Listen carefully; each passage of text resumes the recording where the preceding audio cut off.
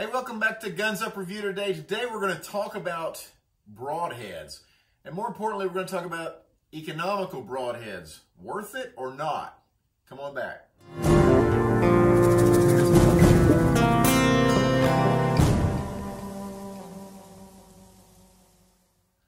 Hey, welcome back, my friends. Today we're going to talk about broadheads. We're going to talk about, do you like fixed broadheads or do you like mechanical broadheads? Is there a difference?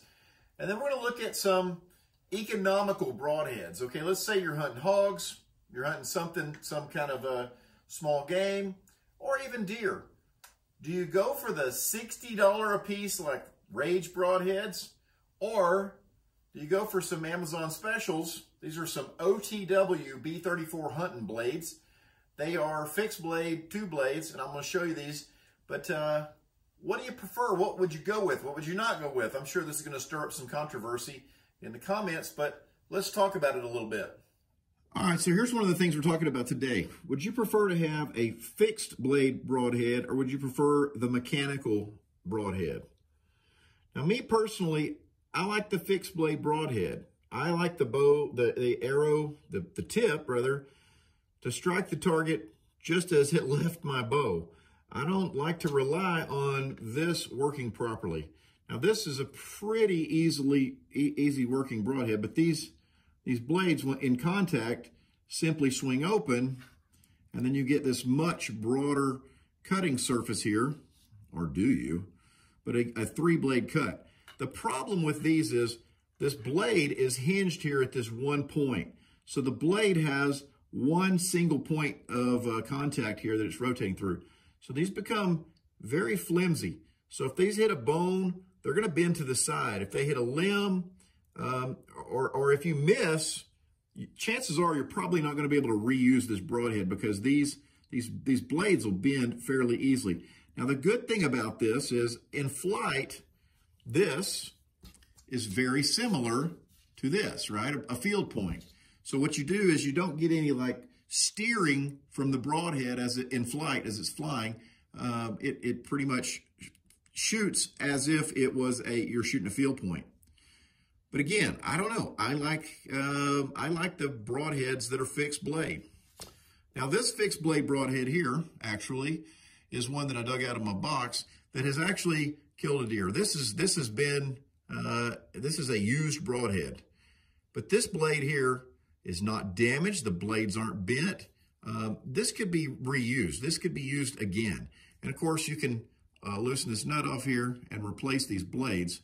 But this blade is still way sharp and could easily be used again. It's undamaged.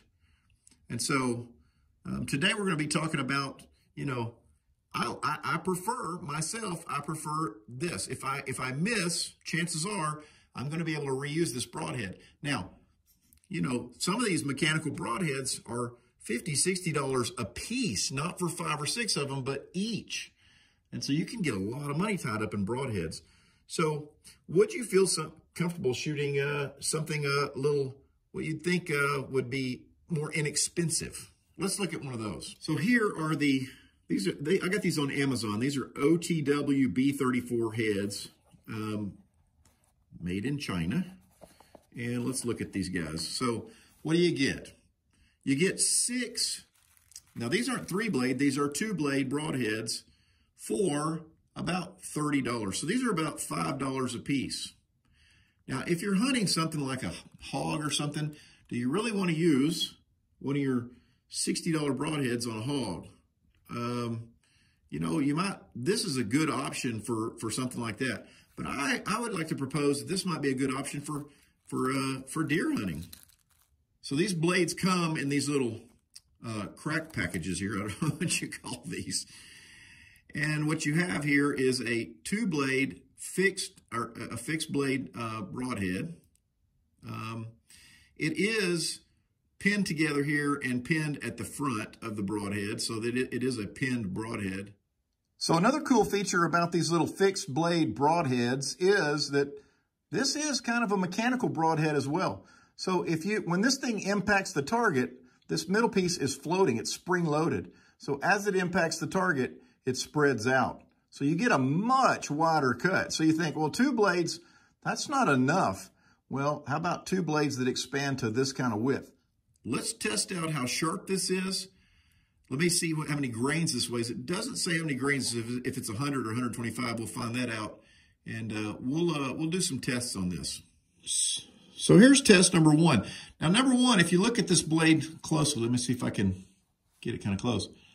You can see the grinding marks on the edge of this blade. So this is not a finely ground blade. Now, it's plenty sharp, and going 300 feet per second, it's going to do plenty of damage. But you can see that it's not, it's not a polished, sharpened edge. But I think you have to do the obligatory, will it cut a tomato test, right? So how much effort? Okay, of course it'll cut, but it's taken some sawing to cut, right?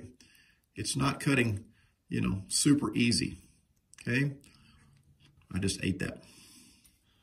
So let's look at these mechanical blades. You can see here that the edge on these is much smoother. Now, I'm not sure what brand these are. These are not expensive mechanical blades either.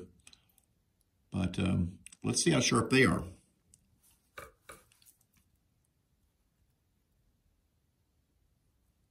Okay. Now, these cut much easier. So these blades here are much sharper than this blade is here. But again, when moving 300 feet per second, is edge sharpness going to make all the difference in the world? It is plenty sharp enough to cut, believe you me. Okay, so I have my handy dandy gram scale, my balance, it's called a dilogram. And what you're going to do is we'll put the broadheads in this basket here, and then I'll weigh them on here, and I'll show you that. Because 100 grains is 6.48 grams, whereas 125 grain tip is 8.1 grams. So let's see what we get. Okay, so first off, we'll just test this little blunt field point here. Let's see what it is. Put him in here. And let's see what we get. We've got to get it balanced over here. So we're looking for either 6.48 or 8.1. So let's try 6.48. That would be about here. So that's money right there on 6.48. So that field point is 100 grains. Okay. That one there, 100 grains. Okay. Let's try this one. This one is the one I shoot out of my my compound bow. Okay. Put him in there. Whoa. He is 125. Let's go up to 8.1, which is right there. And look at there. It balances perfectly. 8.1. So that's 125 grain.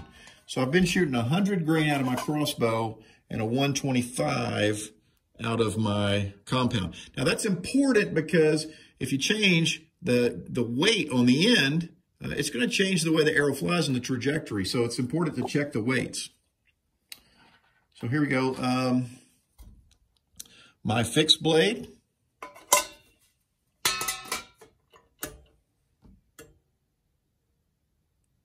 Okay, the fixed blade is definitely a 125. Okay. And how about my mechanical blade? Okay.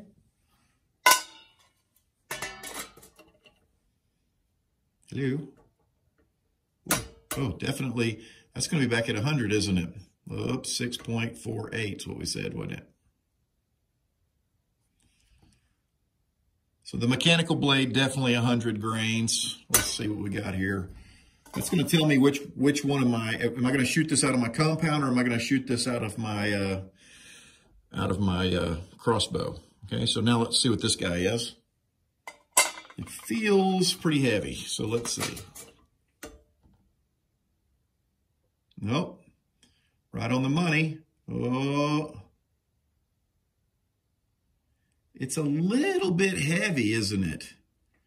Let's dial up a little bit more. Okay, a little bit more. Okay, so this one looks like 6.75 or so grams instead of 6.48. So this guy is a little bit heavier than 100 grains, but not 125. So let's call it about a 105 grain tip here. So one thing about the less expensive tips, they're not going to be precisely weighted like some of your more expensive tips. So if you're going to shoot these, you better practice these because they're going to hit different than your other ones because they are slightly heavier. So that's an important thing to note. Let's go shoot this and see what's happening. Now this is about a 105. Tell you what, I'll shoot it out of my compound and I'll shoot it out of my my crossbow. And as a matter of fact, we'll shoot it out of my son's recurve and let's see what it does and let's see what kind of penetrations we get. So one more important consideration on broadheads is the legal minimum cut diameter that a broadhead has to be to go hunting with. And that is 7/8 of an inch. So let's take some measurements and see what that measures. So one good thing is it's pretty easy to measure the diameter on a 2-blade broadhead, whereas a 3-blade, you really have to measure a circle. You have to look at the diameter of the circle that the blades make in order to measure that. But on a 2-blade, it's just simply tip to tip. So let's see here.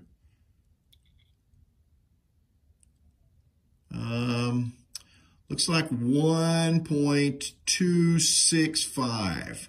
So a little over 1.25 inches in cut diameter. So definitely big enough. So that is 2.125-ish, 26. 2.126, which is 2 1/8.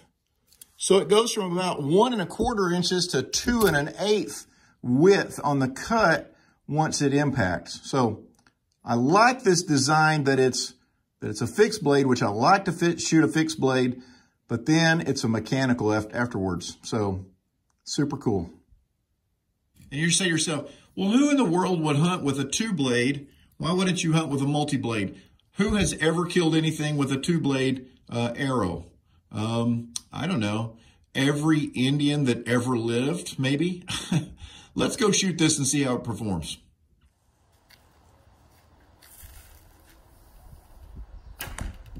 Beautiful. Beautiful. Okay, go ahead.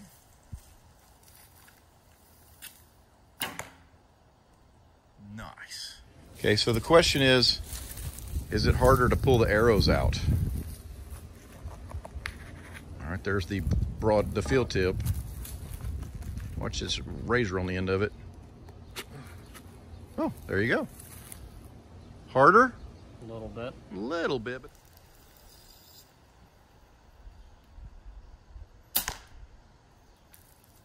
okay.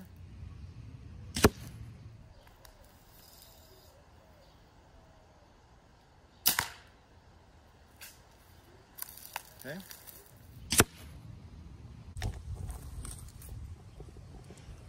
All right, so with the compound, actually the bottom one is the field tip, so the broadhead's not quite as deep in the block.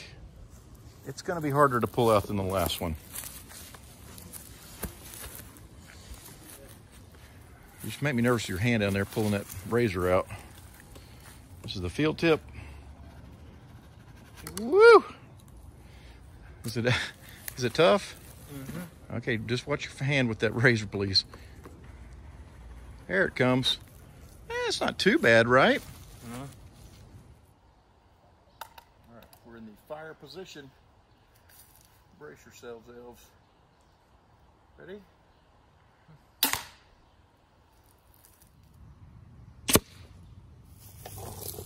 Crossbow hit.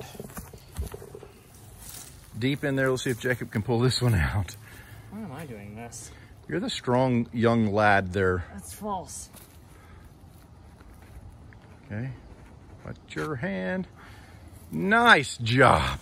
All right, what do you have to say about this? It's about as difficult as you'd expect it to be, fired out of a crossbow as opposed to a compound or recurve. Okay. All right, so there you go. We've shot this quite a number of times.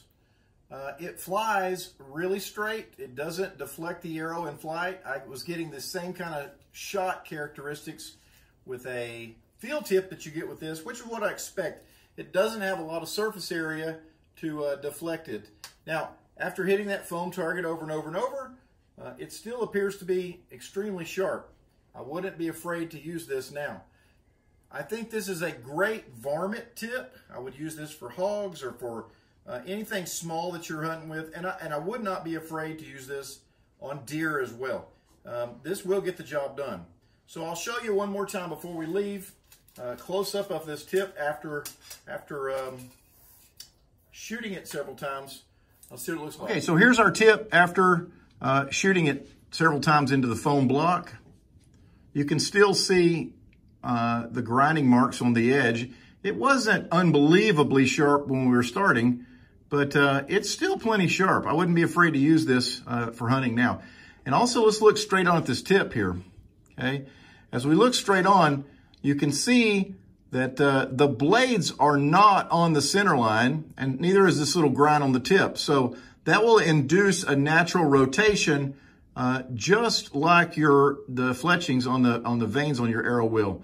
And so, you know, it flies really good. And as this thing hits, look, so it's kind of a mechanical broadhead, but it will spread out and make a much wider cut. So this thing does the damage when it hits. So, you know what? I think this thing is great. If you don't want to hunt with one of these, then this is your next best choice. It's a fixed blade / mechanical broadhead. It's got both in it. So as it goes back, it's spring loaded, spreads those blades out, and works quite nicely. So go pick you some of these up. Links in the description. And I'll see you next time here on Guns Up Review.